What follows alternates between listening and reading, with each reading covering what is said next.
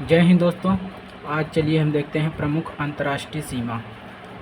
Question पूछेगा कि McMahon रेखा किन दो देशों के बीच में खींची गई है। तो किसके किसके बीच में खींची गई है? भारत और चीन के बीच में। कब खींची गई थी? 1914 में। किसके समझो? शिमला समझौता के तहत निर्धारित की गई थी। ठीक है। डूरंड रेखा अफगानिस्तान और पाकिस्तान के मध्य में खींची गई थी। कब खींची गई थी? 1896 में सर डूरंड द्वारा निर्धारित की गई थी। रेड क्लिफ रेखा भारत और पाकिस्तान के बीच में खींची गई थी 15 अगस्त 1947 को। किसके द्वारा? सीजी रेड क्लिफ के द्वारा निर्धारित की गई थी। ठीक है। अब चलिए थोड़ा देख लेते हैं डिस्क्रिप्शन में। ये देखिए, ये हमारा एरिया पीओके कहलाता है। पाकिस्तान ऑक्यूपाइड कश्मीर एरिया है। ये हमारी कौन सी लाइन है? LOC, line of control line. और ये हमारी लाइन कौन सी है? LOC है, लाइन ऑफ कंट्रोल लाइन है। ये हमारा कौन सा एरिया है? संस्क्राम घाटी है। संस्क्राम घाटी जो 1963 में पाकिस्तान ने चाइना को गिफ्ट में दे दिया था। ठीक है। और ये क्या है? ये क्या है? सियाचिन है। सियाचिन ग्लेशियर है। विश्व का सबसे ठंडा और ऊंचा युद्ध का मैदान कौन हो जाएगा? सियाचिन हो जाएगा। ये कौन सा? हमारा अक्साई चीन है। और ये कौन सी लाइन है? LAC है, line of actual control line है। ठीक है। ये हमारा कारगिल, यहीं पे कारगिल युद्ध हुआ था। मई में स्टार्ट हुआ था, 26 जुलाई 1999 को ख़त्म हुआ था। 26 जुलाई 1999 से हर साल विजय दिवस के रूप में, कारगिल विजय दिवस के रूप में मनाया जाता है। हमारे शहीद सोल्जर्स के याद में, उनके बलिदान के लिए याद करते हैं। ठीक है। कारगिल दिवस कब मनाया जाता है? 26 जुलाई 1999। हर साल 26 जुलाई को मनाया जाता है। पहली बार कब मनाया गया था? 26 जुलाई 1999 के इसी दिन कारगिल पर भारत का झंडा फहराया गया था हमारे सोल्जर्स ने। ठीक है। अभी ये कौन सा एरिया हो गया? हमारे जम्मू एंड कश्मीर एरिया हो गया। और नीचे का जितना भी है भारत है। ठीक। ये हमारे जम्मू कश्मीर एरिया हो गया। 1962 में चीन युद्ध के दौरान हड़प लिया गया क्षेत्र ही अक्साई चीन क्षेत्र कहलाता है। ठीक है। क्वेश्चन पूछेगा कि बताइए विश्व का सबसे ऊंचा और विश्व का सबसे ठंडा युद्ध का मैदान कौन सा है? तो क्या बताएंगे? सियाचिन है। क्या है? सियाचिन ग्लेशियर। अब चलिए देखते हैं प्रादेशिक जल सीमा। प्रादेशिक जल सीमा देखिए, 1 समुद्री मील बराबर 1.8520 किलोमीटर होता है। ठीक है।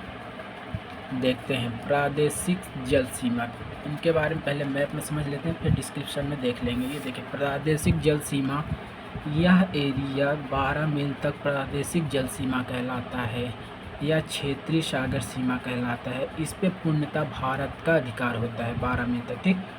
अब ये देखिए, यहाँ से 12, आप 0 से 24, पहले 0 से 12, अब 0 या 1 कुछ भी बोलिए, 0 से 24 तक किसका एरिया है? यह भी भारत का ही एरिया माना जाता है।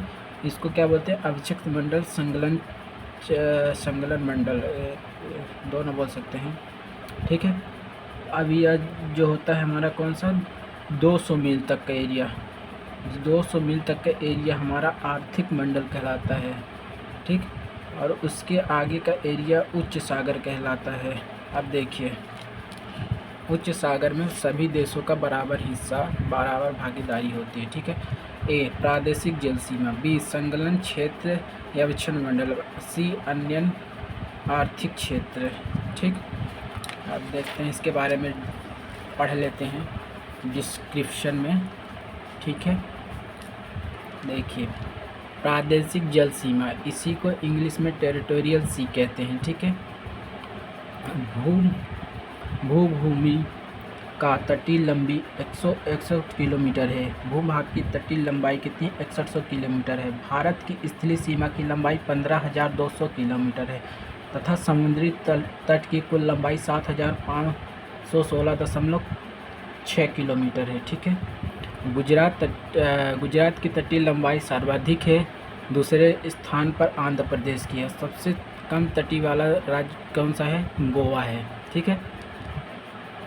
भारत की प्रादेशिक जल सीमा तट रेखा से 12 समुद्री मील की दूरी तक इस क्षेत्र का उपयोग भारत संपूर्ण अधिकार है।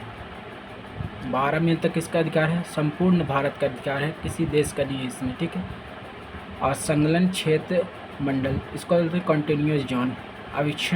अविच्छिन्न मंडल की दूरी, आधार रेखा, समुद्री मील है। इस क्षेत्र से भारत की साफ सफाई, सीमा शुल्क वसूली एवं वित्तीय अधिकार प्राप्त है, ठीक है। अन्य आर्थिक क्षेत्र, एक्सक्लूसिव इकोनॉमिक जोन EEZ, इसको देखते हैं।